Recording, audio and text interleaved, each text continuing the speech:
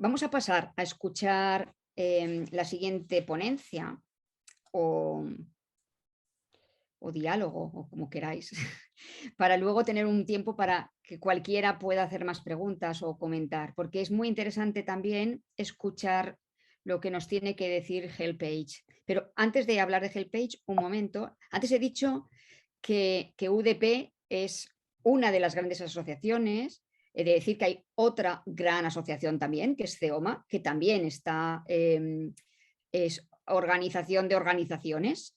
Y, por ejemplo, CEOMA pertenece a AGE, que es una plataforma de asociaciones de personas mayores de toda Europa. Fundación Pilares formamos parte de ellos también, y bueno, otras muchas asociaciones grandes también están, ¿no?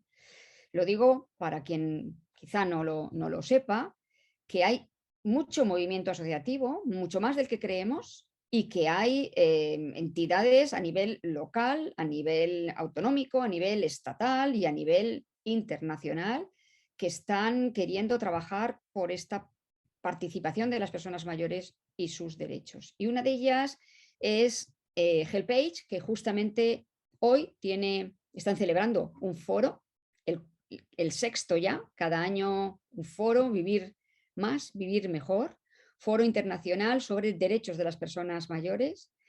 Lo está celebrando en Vigo y están hablando de muchas cosas y entre otras de la discriminación también laboral por edad. Hoy tenemos a Belén Martínez, que ella es la responsable de formación, sensibilización y campañas de HelpAge. Y bueno, como aquí dice en su página web, HelpAge trabaja a nivel internacional y en España en concreto en la inclusión, en la igualdad, en la cooperación y en el impacto. Bueno, pues Belén, cuando quieras, muchas gracias por haber dejado ese foro un rato y unirte a nosotros ahora desde Vigo. Bueno, pues muchísimas gracias por la invitación. Estamos encantadas de estar aquí hoy con vosotras. He de deciros que me ha dado tiempo a clausurar y todo el evento. Y de hecho, hablando de Age Platform, de hecho estaba la responsable de incidencia de Age Platform Europe, que es una plataforma que también hace un trabajo magnífico y os invito a seguir. Estaba hoy con nosotros y de hecho luego la veré y le trasladaré que habéis hablado de ellos, que seguro que le encanta. Y estaban otras muchas más asociaciones y yo creo que es precioso. Y de hecho, presentando la pantalla que nos había compartido Sacramento, creo que también es muy importante hablar también luego de la mesa estatal de los derechos de las personas mayores, que están plataformas como Pilares, como UDP, plataformas que al final trabajamos juntas por los derechos a nivel estatal. Yo tengo una pequeña transparencia que os voy a compartir. Voy a intentar ser breve. Es cierto que este tema os voy a contar los últimos hitos que han pasado estos 2 últimos años, desde 2021 a 2022, en relación a la Convención y al ámbito internacional, porque sí que es cierto que ha habido muchísimo movimiento. Anteriormente tenemos que en el 82 se empieza a hablar de este tema en políticas públicas, con el Plan de Acción de Viena, que se celebró en Austria, que fue el primero que habló de envejecimiento. Luego tuvimos en el 99 los principios de Naciones Unidas por los derechos de las personas de edad. Y después tenemos en 2002 que cogimos en Madrid el Plan de Acción de Madrid, que ya caducaba este año porque eran 20 años de vigencia. Entonces voy a compartir la transparencia y voy a deciros unos cuantos hitos que nos hablan de la Convención y la importancia de un instrumento internacional. Voy a intentar ser también lo más didáctica posible porque sé que este tema a estas horas es, la verdad, todo un reto, pero esperamos llevarlo con holgura. Voy a aprovechar. Genial. No sé si lo veis correctamente, es una línea temporal. ¿Sacramento la veis correctamente? Se ve, sí, sí, es que me había apagado el micro, se ve. No pasa nada, perfecto. Se ve perfecto y está muy bonita, muy clara. Luego os lo pasaremos porque la verdad tiene hipervínculos a todos los espacios que voy a decir. Sé que son muchos, y simplemente para que os hagáis una composición, porque sí que es cierto que es complicado quedarse con tantos eventos. Yo creo que es importante, en el punto número 7 se habla, aquí veis unas letras un poco raras, que es el grupo de composición abierta, que lleva 12 sesiones, es un grupo de Naciones Unidas que lleva trabajando en relación a los derechos de las personas de edad, como se dice en el ámbito internacional, pues ya 12 sesiones, y donde la sociedad civil ha tenido un papel tremendamente importante, donde se pide a los estados, desde la sede de Nueva York, que por favor realicen esta convención y de verdad trabajen y pongan de relieve los derechos de las personas mayores. En esta 12ª sesión, la verdad es que ha sido muy interesante.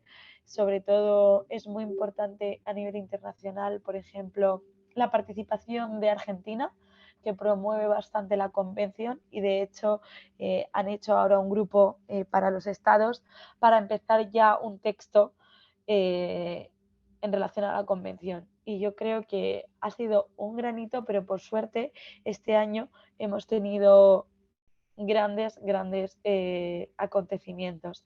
Para empezar, en 2021, y de hecho hoy nos ha acompañado en el foro, lanzaron desde la Organización Mundial de la Salud el Informe Mundial sobre Edadismo, que ha sido el primer informe mundial en relación a este tema y de una institución que al final tiene tanta envergadura.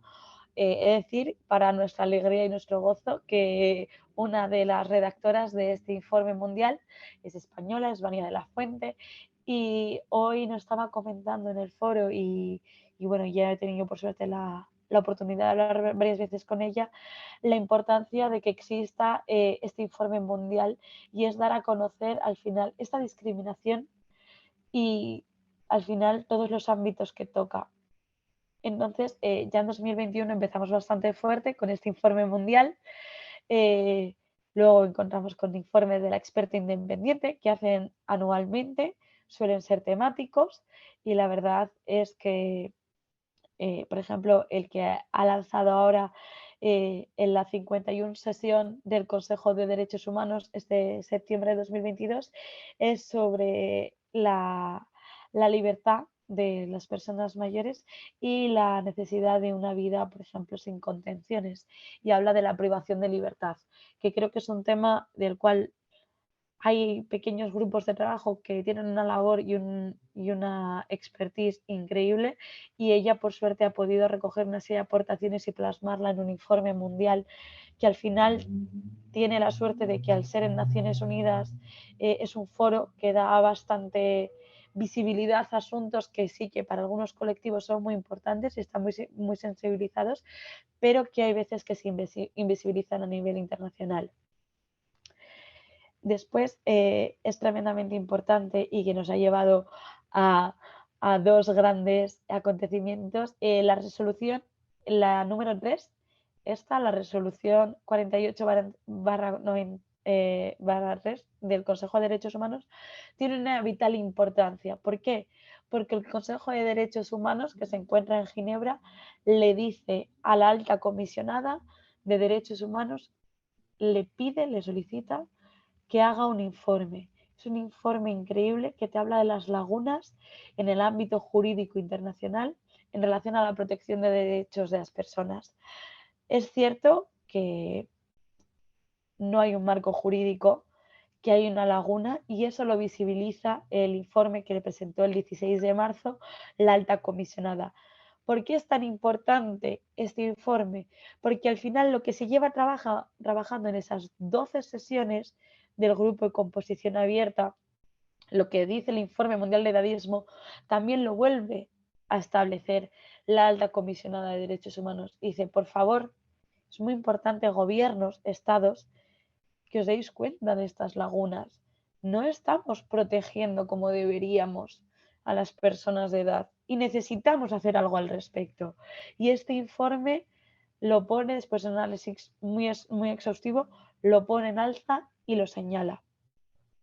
A raíz de esta resolución, aparte del informe de la alta comisionada, tuvimos a finales de agosto en Ginebra una reunión que se llama Reunión de Múltiples Partes, que nos suena un poco extraño en castellano la, la traducción, y este foro se hablaron de diferentes derechos: el derecho a la formación, el derecho a la salud, el derecho a la participación, lo que estabais hablando antes en relación a participación. ¿Cuántas personas, cuánto nos importa más, si el número de personas que asisten o el número de personas que realmente se involucran y participan del proceso? Todo ello se habló de la reunión de múltiples partes, estableciendo cómo realmente todos esos derechos necesitan una base. Y por desgracia, si no tenemos una base jurídica, es muy difícil reclamarlos, porque es como reclamar al aire. Entonces sí que es cierto que con esa convención, con ese reclamo, podríamos dar una base a proteger todos esos derechos que realmente ya los tienen. No deberíamos decir que los tienen exactamente, pero sí que es cierto que una convención sectorial da mucho más poder y da muchas más herramientas para que las personas puedan protegerse y puedan defender sus derechos adecuadamente. Y de hecho estamos esperando el informe que recoja tanto el informe de la alta comisionada como la reunión. Y yo creo que luego a nivel internacional, y después voy a dar dos pinceladas a nivel nacional. A nivel internacional ha sido muy interesante, como os he dicho anteriormente, el Plan de Acción de Madrid de 2002 terminaba este año 2022 y hemos tenido una serie de conferencias regionales para hablar, fueron en este caso, como veis en el punto 8, del 17 al 18 de junio en Roma, una revisión de qué ha pasado con el Plan de Madrid. Estas revisiones se hacen cada 5 años, se hicieron en 2007, en 2013, en 2018 y ahora en 2022. Y estas son un informe de seguimiento. Sí que es cierto que el Plan de Acción de Madrid tiene un problema, y es que se basa en políticas públicas y análisis de ellas, y no es como tal un instrumento que puedas decir a alguien, mira este documento. Van a decir, bueno, son unas recomendaciones. Entonces nos sigue faltando esa, esa base jurídica fuerte que digas, lo he ratificado, me comprometo a ello, tengo que de verdad trabajar en ello. Ahora actualmente son recomendaciones, es algo mucho más difuso. Y yo creo que a nivel español, para aterrizar un poco todo esto que nos puede quedar muy lejano fácilmente, en este año 2022 pues han pasado tres grandes cosas. La primera, el punto número 4, que es la aprobación del informe de la ponencia de estudios sobre el envejecimiento que tuvo lugar en el Senado. Fue una ponencia que duró unos 3 meses, donde hubo más de 40 ponentes. Hay un informe de 98 páginas que también recoge muchísimas recomendaciones, y entre las recomendaciones que os animo a leer, porque también te puede dar una pista de cosas y necesidades que se han establecido a raíz de estas 44 ponencias, se recoge la necesidad de una convención, estableciendo, como ya dijo Isabel Martínez, la presidenta de Helpage, que de hecho ahora mismo no puede estar aquí presente porque está cogiendo un vuelo volviendo de Vigo,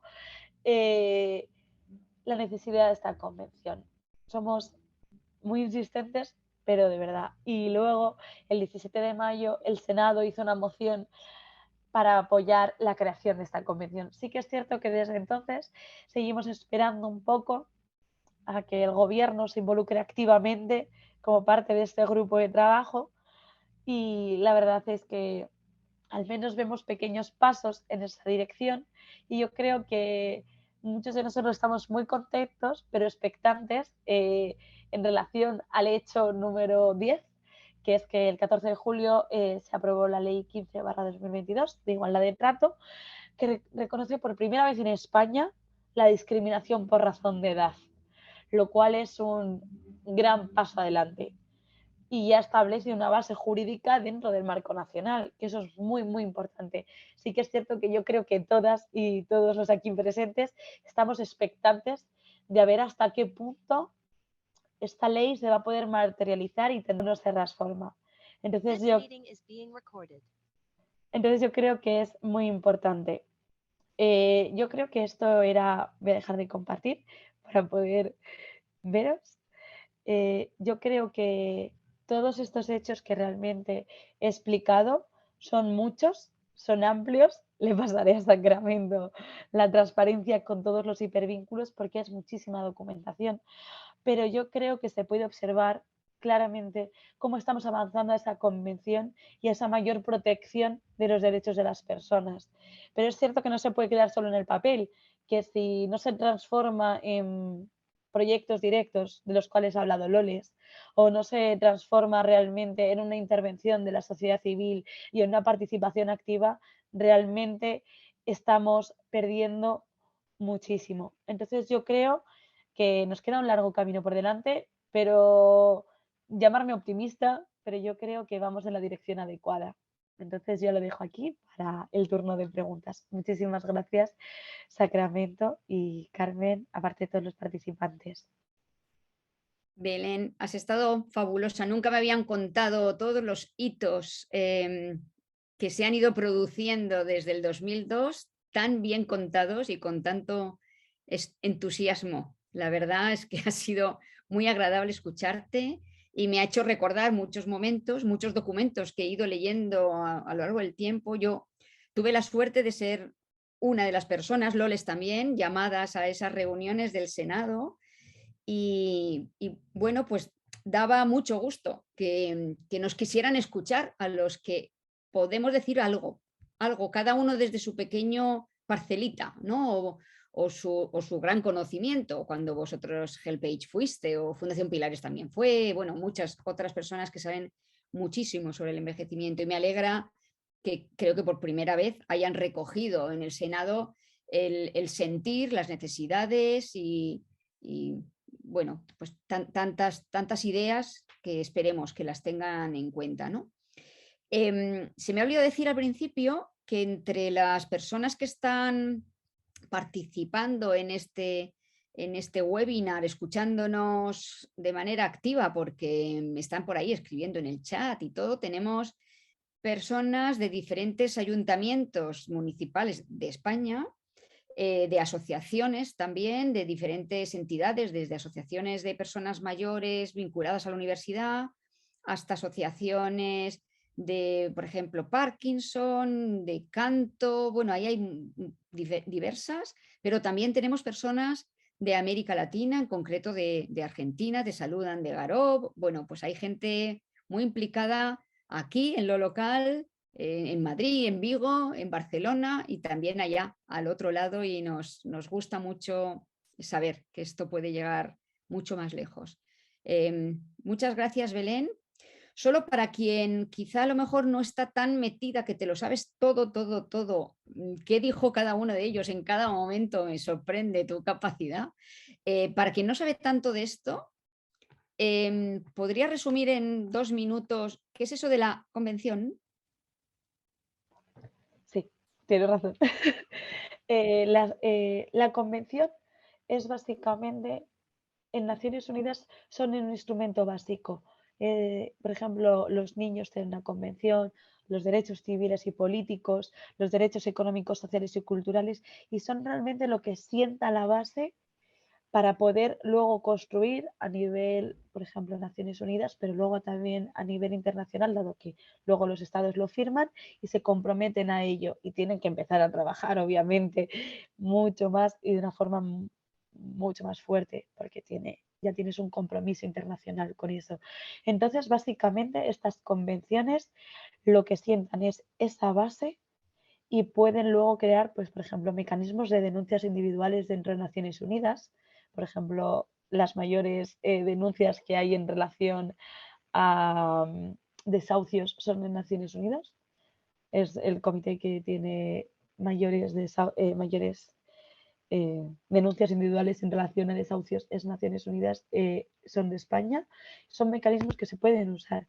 Sí que es cierto que les falta a veces un poco de que en España los recojamos con toda esa fuerza, pero sí que es cierto que además luego es como que dan una entidad al derecho, es decir, es que es un derecho reconocido por Naciones Unidas.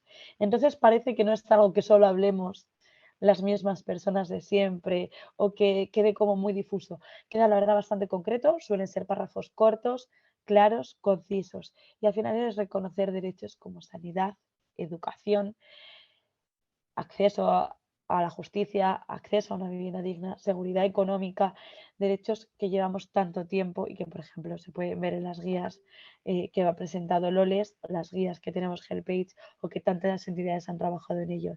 Una convención, al final, es como el mecanismo base a nivel internacional para que realmente tenga esa fuerza. No sé si lo he explicado bien, Sacramento. Perfecto. ¿Sí, no? Perfecto, perfecto. Igual que está la Convención Internacional de Derechos de las Personas con Discapacidad, Que me que parece que evidentemente seguimos el mismo camino. son personas, son ciudadanos igualmente, pero se ven vulnerados tantas veces sus derechos que hubo la necesidad de firmar una convención para que hubiese un mecanismo que les protege, ¿no? Y a partir de ahí pues se puedan exigir el cumplimiento de los derechos, ¿no? Y eso es lo que, sobre todo en América Latina, han movido tanto, han firmado tantos países y aquí en España estamos aún esperando a ver si nos podemos unir al carro, ¿no? Pero los amigos argentinos pues ahí han hecho un trabajo fabuloso. Y luego también un último apunte, aparte de que la de las personas con discapacidad, que creo que es muy importante, y es muy importante yo creo, porque parece que la nuestra sigue el mismo camino, porque al final fue la última, de las últimas que se aprobó. También están las mujeres, los niños, y después Isabel Lobresnis, que está aquí, lo podrá decir perfectamente, pero sí que es cierto que, por ejemplo, nuestros amigos de Latinoamérica ya tienen un instrumento regional en relación a los derechos de las personas de edad. También también hay una carta africana, es decir, ya hay instrumentos regionales y de hecho decir que el instrumento regional en relación a las personas de edad en Argentina, de la Corte Interamericana, también especifica un montón las mujeres mayores. Y eso también es un gusto que se reconozca ese factor interseccional que creo que a veces no queda tan bien recogido. Muchas gracias, Belén.